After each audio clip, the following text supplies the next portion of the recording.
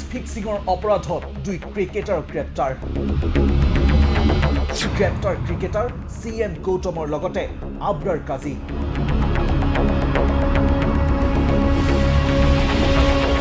পুনৰ ক্ৰিকেট জগতত সংঘটিত হৈছে কেতবোৰ চাঞ্চল্যকৰ ঘটনা কৰ্ণাটক প্ৰিমিয়াৰ লীগ চমুকৈ KPLত ফিক্সিঙৰ অভিযোগত বৃহস্পতিবাৰে গ্ৰেপ্তাৰ হয় দুজনকৈ ক্ৰিকেটাৰ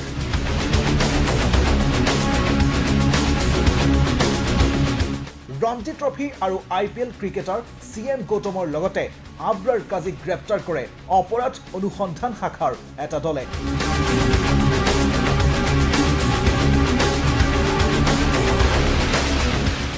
হুবলি বনাম বেল্লাৰীৰ মাজত অনুষ্ঠিত হোৱা ফাইনেল খেলখনত এই দুগৰাকী ক্ৰিকেটাৰে ফিক্সিঙত লিপ্ত হয়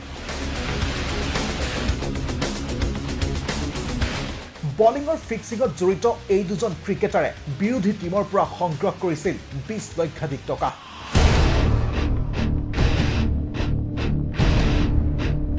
অপৰাধ সংঘটিত কৰা CM গৌতম এইবাৰ কৰ্ণাটক প্ৰিমিয়াৰ লীগত নিযুক্ত হোৱা গোৱা টিম আৰু আবৰাৰ কাজী মিজোৰাম ৰঞ্জী ট্ৰফিৰ খেলুৱৈ আছিল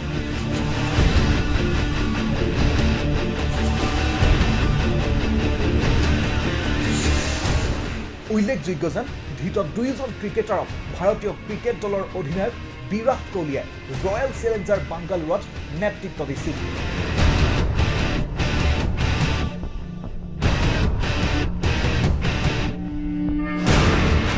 সম্প্ৰতি কৰ্ণাটক প্ৰিমিয়াৰ লীগত বিগত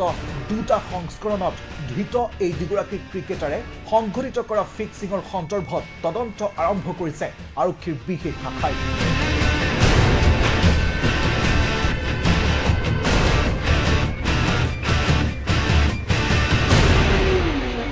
Sports Desk Report, Northeast 7.